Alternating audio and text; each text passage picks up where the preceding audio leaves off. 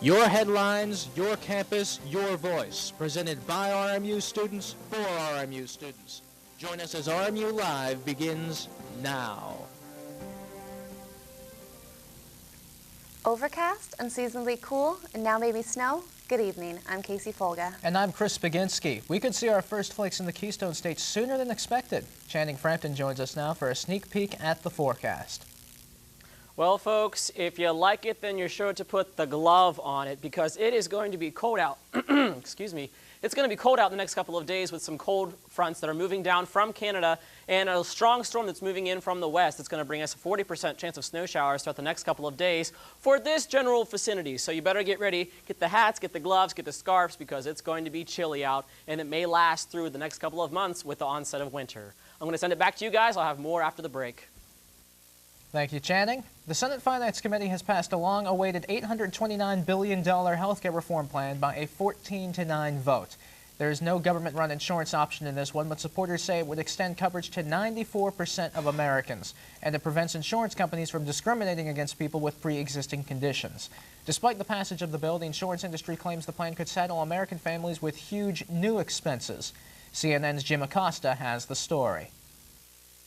On the eve of a critical vote in the Senate Finance Committee on health care reform, the nation's health insurance industry offered up a big dose of skepticism.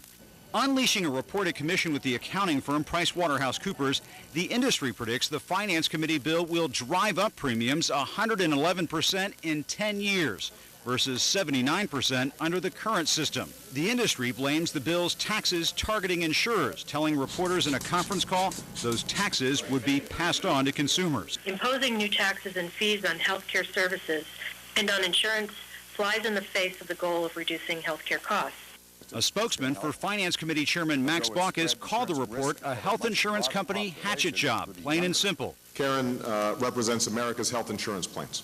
The report came as a surprise to the White House, which had invited the industry to help craft health care reform earlier this year. What they did here was exclude all of the features of the Senate Finance Committee bill that lower costs for all Americans. So, what are the facts? Last month, the nonpartisan Congressional Budget Office said quantifying the bill's effects on premiums would be difficult. But the CBO added overall premiums would be higher because future policies would cover pre-existing conditions. The Budget Office also pointed a finger at the industry, noting that 23% of some premiums go to administrative costs. The idea that the insurance industry would complain about high premiums is like the Yankees complaining that they're hitting too many home runs. It's totally preposterous. Do you think they're showing their cards? They're showing their cards. Not surprisingly, the insurance industry's report also takes a swipe at the public option, the idea of giving the uninsured the choice of a government health care plan, something now backed by the nonprofit group behind Consumer Reports. We're very strongly in support of the public insurance option as an option because we think that you can't get health care costs down unless there really is true competition in the health insurance marketplace. This is not the first time Pricewaterhouse has produced an industry report in the middle of a heated policy debate. Back in the 1990s, it authored a study on behalf of the tobacco industry that said a hike in cigarette taxes would lead to widespread job losses. The now-defunct accounting firm Arthur Andersen called that report, quote, flawed. October is Breast Cancer Awareness Month, and RMU students are taking action. The volleyball team hosted Dig Pink in order to support breast cancer research. Greek Life is also doing their part in bringing awareness to the issue. Zeta Tau Alpha is sponsoring Philanthropy Week here at RMU.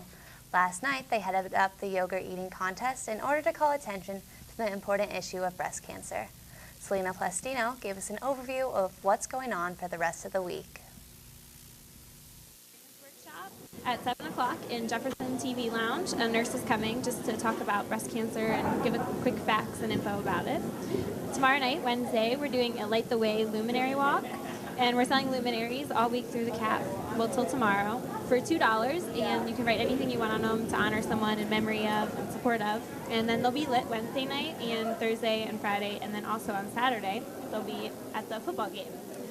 On Thursday, we're holding our third annual Think Pink Dance, which we just encourage everyone to come out, wear pink. It's $2 or 2 Yoplait to get in. Again, everything goes towards breast cancer awareness, all money raised. Students are also being encouraged to wear pink to Saturday's football game at Joe Walton Stadium. Jean-Michel Cousteau will be speaking tomorrow as part of the Pittsburgh Speaker Series. Cousteau is an underwater explorer, oceanographic film producer, environmentalist, and educator, as well as the son of Jacques Cousteau. He will discuss his concern for the water planet by sharing his experiences in everything from ocean exploration to the role as president of Ocean's Future Society. He will kick off his free presentation at 11 in the Rogel Chapel for the public, as well as speaking at Heinz Hall at 8 p.m. for Speaker Series subscribers. Stay tuned. Coming up next, Ford reaches a deal with its union workers. And the Secretary of State is in Russia tonight, with Iran still being a hot topic. Plus Channing Frampton and Word of Snow. It's all next on RMU Live.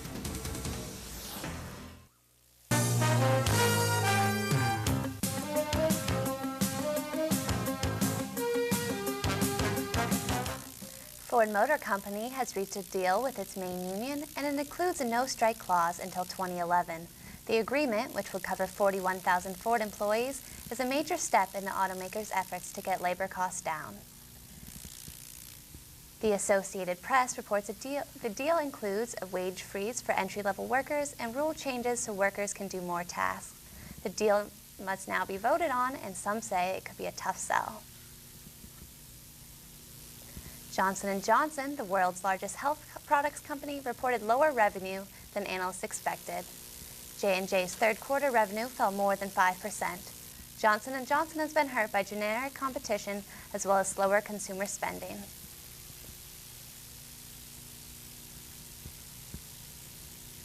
Secretary of State Hillary Clinton is in Russia today. During her address to the media with Russian counterpart Sergei Lavrov, she asked Russian leaders for their support in pressuring Iran to prove its nuclear program is peaceful.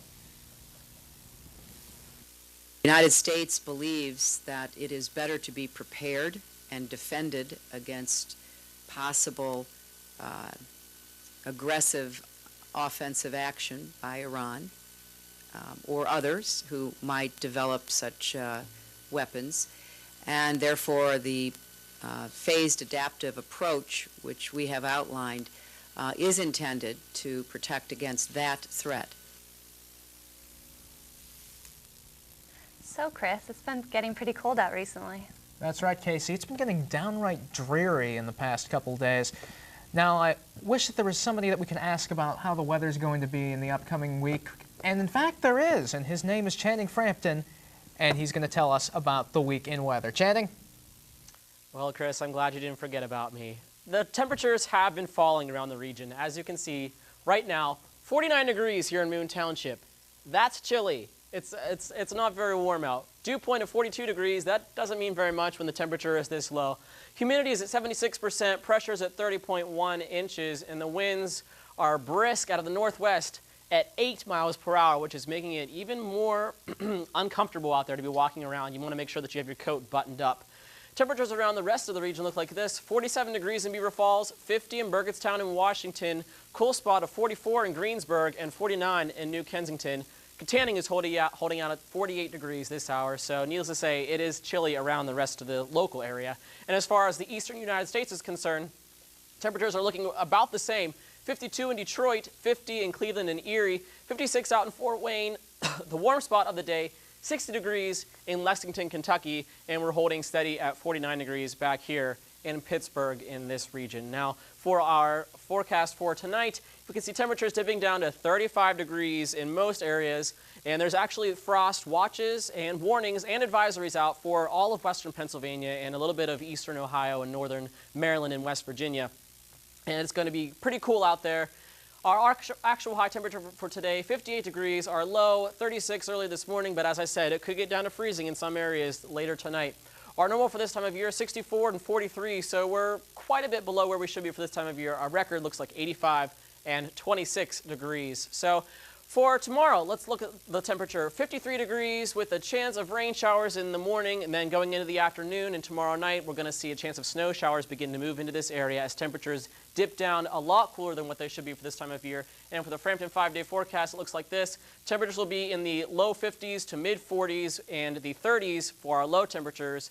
Chance of precipitation throughout the rest of this week, and even though it looks like just rain, there is a chance of some snow showers and snowflakes mixing in with the precip as we move into the beginning of this weekend. Temperatures will hopefully get back to where they should be for this time of year by the beginning of next week, but only time will tell. So back to you guys at the news desk.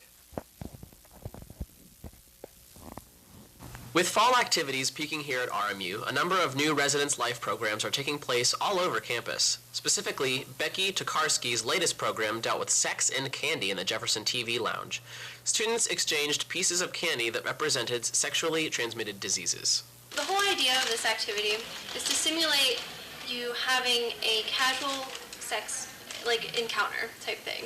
Students got a taste of what these STDs could be as the program progressed. I have an orange milkmaid, so surprise for me, I get herpes. Becky explained how unprotected sex can lead to the transmission of certain viruses and bacteria. And that with every encounter you have, even if it's casual or if you're in a relationship and you don't use protection and you don't get a background on who you're sleeping with, you increase your chances of getting one of these diseases. Dr. Mary Cothran from RMU also explained that the top 4 sexually transmitted viruses include HIV, which can lead to AIDS, the bloodborne viruses hepatitis B and C, herpes, and the human papillomavirus, or HPV. I think that a lot of people practice safe sex. I don't think everybody does, but I think that it's on the rise because it's a really popular program idea on campus. I know that several RAs do it almost every year. Additional programs focused on this subject include getting a history report from your partner, abstaining from sex altogether, receiving peer counseling, and hands-on activities. I got this idea off of resanassistant.org. Coming up in sports, the Steelers and Penguins were in action, and the baseball playoffs and the chase for the Sprint Cup continued. All this when we return, but first, these messages.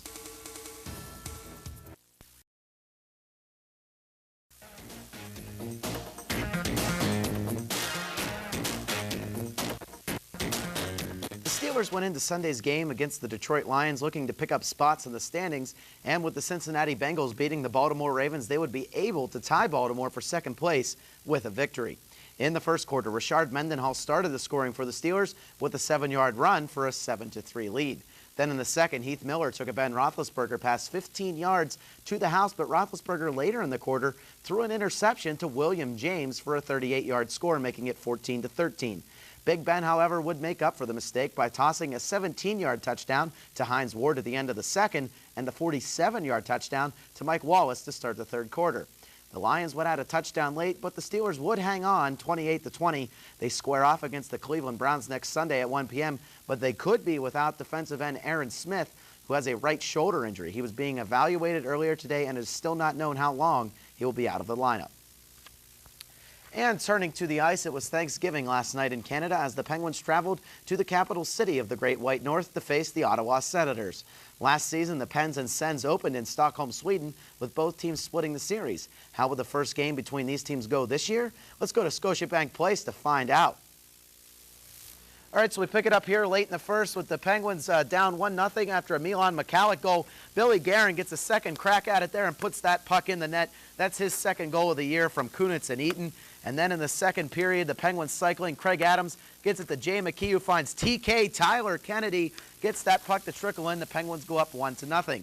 Then later on in the second, Kennedy is going to take a pass from Matt Cook, and he, from the top of the right wing circle, puts this one past goaltender Pascal Leclerc. Jordan Stahl would add an insurance marker in the third. The Penguins would go on to win 4-1, and their next game is tomorrow at 7 o'clock against Carolina on FSN. And going on for the sprint of the chase for the Sprint Cup, the drivers battle it out for the positions on the track, but also in the point standings. Everyone is gunning for 3-time defending Cup champion Jimmy Johnson, who's trying to catch his teammate Mark Martin for the points lead, and he has Tony Stewart, Juan Pablo Montoya, and Jeff Gordon right on his tail. The series was in California this weekend, so let's take a look at how the race played out.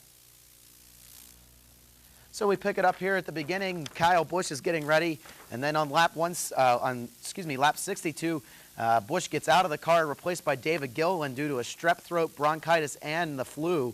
And so Busch not feeling good. But then with 12 laps to go, Kurt Busch, his brother, gets into Casey Kane, causes a wreck. That brings out the caution. And then with 7 to go, following that caution, Jimmy Johnson pulls out and passes teammate Jeff Gordon for the lead.